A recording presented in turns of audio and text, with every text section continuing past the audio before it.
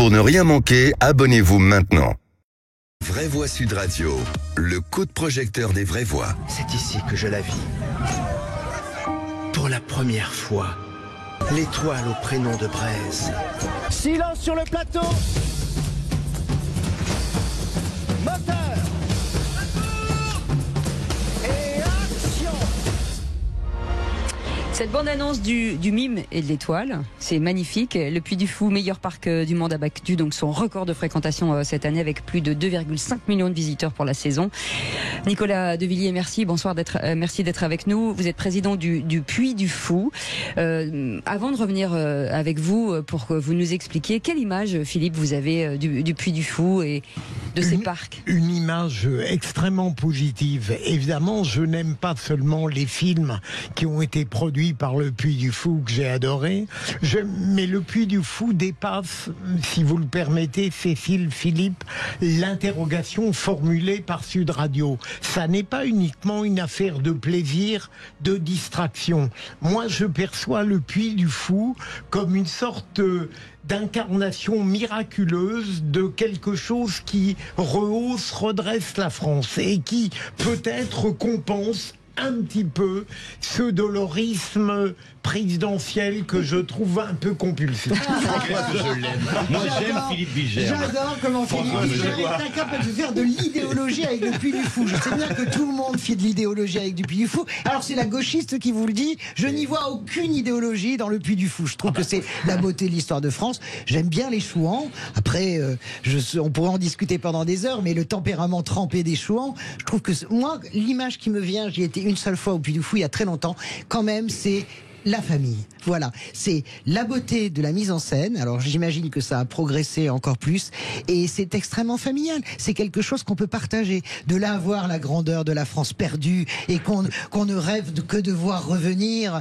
avec l'ensemble des candidats à la présidentielle qui se précipiteraient au Puy du Fou, Éric Zemmour en tête sur la grandeur de la France. Non, c'est pas mon truc. Mais je sais bien que vous essayez d'imposer ça. Mais je pense que c'est pas le truc de Nicolas. La vérité. Christophe Madrone. Moi je ne rentrerai pas non plus dans les questions politiques parce que c'est sûr qu'on pourrait débattre pendant des jours de savoir qu'est-ce que on sait où on serait à peu près. On voit la table serait partagée. Par contre, moi j'aime, d'abord je suis très bête, j'adore les parcs d'attractions et j'adore quand je vois le Puy du Fou, j'en rêve. Et j'en parlais avec mes enfants l'autre jour parce que nous on a Hockey Coral dans le sud, vous savez c'est un peu petit Hockey Coral, mais c'est très bien Hockey Coral. Et le Puy du Fou, si vous voulez m'inviter, c'est avec grand plaisir que je viendrai au Puy du Fou. Je ne dis rien. Mais c'est de la corruption, c'est de la corruption. Moi je suis d'accord. Je veux dire. Mais votre enthousiasme collectif me corrompt totalement. Donc je vous invite avec joie. Nicolas, en même temps, Nicolas, c'est difficile de pas être enthousiaste parce que je n'ai pas. Non, mais c'est comme je disais, il y a 3 choses iconiques en France: Futuroscope, Beauval et le Puy du Fou qu'il faut avoir vu. Je n'ai pas de retour critique en fait sur le Puy du Fou.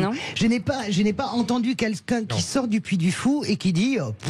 Et quand Françoise Nicolas Devilliers parlait de familles outre la vôtre, en fait, ce sont des familles de métiers extraordinaires, parce qu'il y a un nombre de métiers chez vous qui dépasse l'entendement. Qui est incroyable. Ouais, en fait, on a 2500 personnes qui travaillent au Puy du Fou, mais vous savez, le Puy du Fou est né d'une association dans laquelle on est tous bénévoles, et on en est très fiers, quand bien même ça déplaît à certains organes de presse qui sont assez isolés.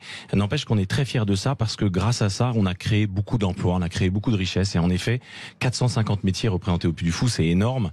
Les métiers du spectacle, bien sûr, mais aussi les métiers les moins connus, qui sont les métiers du drone, par exemple, parce qu'on utilise les drones en spectacle, on utilise beaucoup de technologies de pointe dans nos spectacles. Les métiers de la main, par exemple, des artisans. Absolument, des métiers aussi perdus, comme les métiers artisanaux, qui sont les métiers que la France a connus autrefois et qu'on permet de vivre par une forme de mécénat. Donc on est très fiers de tout ça, et puis je crois qu'en effet, le Puy du Fou permet de célébrer une France qu'on aime, une France qui a tellement de choses à offrir au monde, une France qui n'est pas sclérosée, qui n'est pas désespérée. C'est au contraire une France qui mérite d'être connue par les Français eux-mêmes et par les étrangers qui viennent nous voir. Pardon, Nicolas, est-ce que vous parvenez, est-ce que vous parvenez à faire ce que la France a eu du mal à réaliser? Est-ce que les gens restent parfois plusieurs jours? Bien sûr. On dit que le problème du Français, c'est de passer quelques heures dans les parcs d'attractions et de partir le soir. Vous savez, d'abord, le Puy du Fou, c'est pas vraiment un parc d'attractions. On a uniquement des spectacles.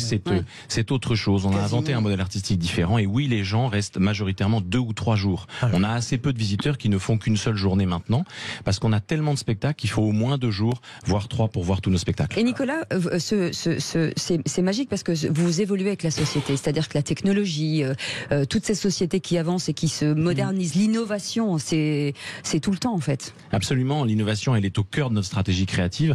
En fait, on est très attentif à ce que l'époque nous propose. On a une époque merveilleuse, moi que j'adore, j'aime l'époque dans laquelle je vis, et en fait, elle nous permet, en effet, de proposer des spectacles qui font appel à des technos incroyables et qui permettent, toujours au service de l'émotion, de raconter des histoires d'une façon à chaque fois nouvelle. Et c'est vrai que l'innovation est très importante pour nous. Est-ce que vous avez une exportation à l'étranger du Puy du Fou? D'abord, ça peut s'exporter, j'imagine, le Puy du Fou. Même l'esprit de chevalerie, finalement, c'est quelque chose qui est universel. Hein. Tout le monde, au Japon, c'est l'esprit des samouraïs. Et bon, en Grande-Bretagne, bien sûr, c'est l'esprit de la table ronde. Donc, est-ce que vous avez quand même des gens qui sont venus vous voir en disant, Monsieur le Mister de Villiers, je voudrais faire la même chose chez moi, Texas, Arizona. Bon. C'est un accent quoi t'as tenu avant ça? C'est un accent américain que t'as là?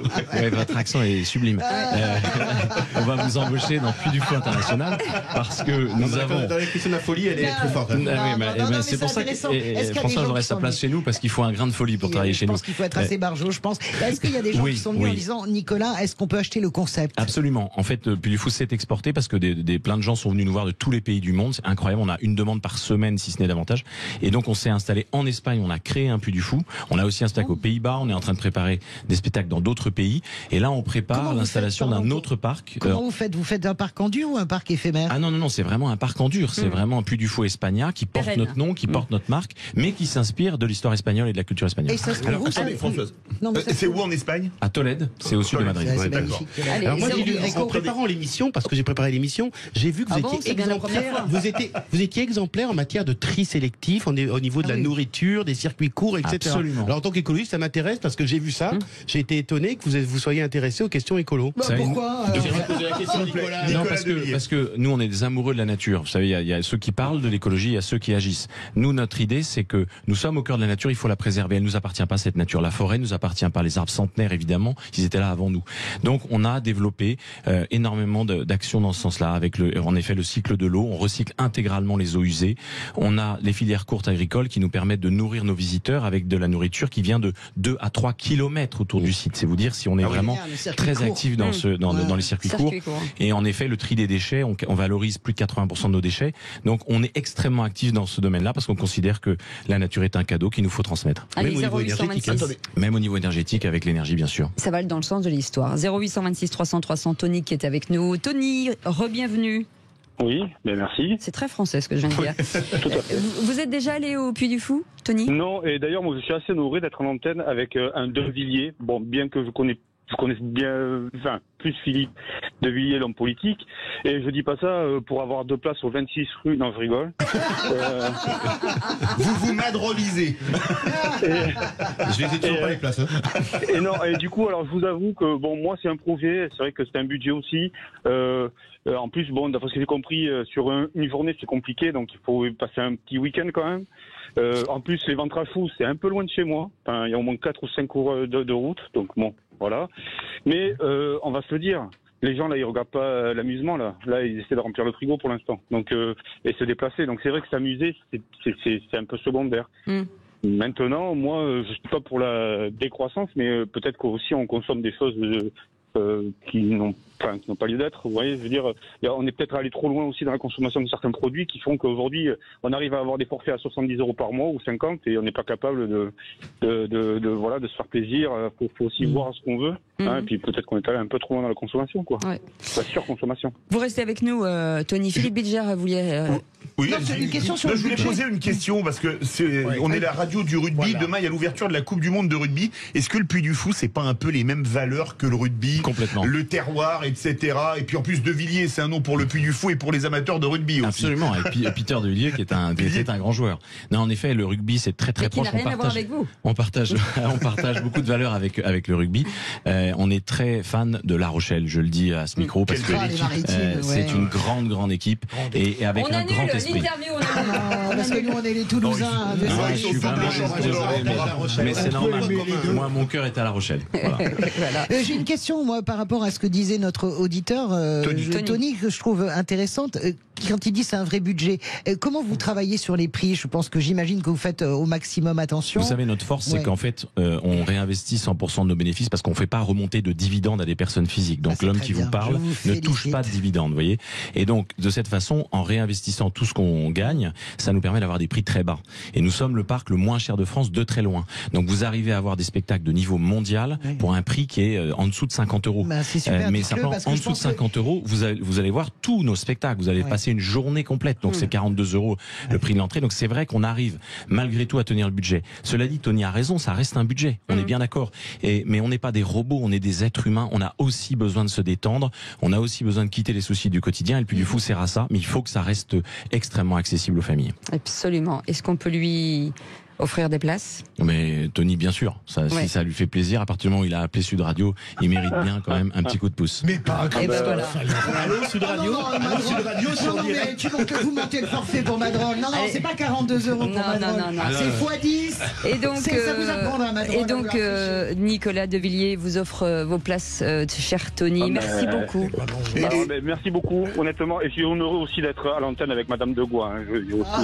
J'ai rien à offrir. Ah ben j'ai rien à offrir à part l'espérance qu'un jour la gauche regagne. Non, mais ça c'est gratuit, c'est gratuit.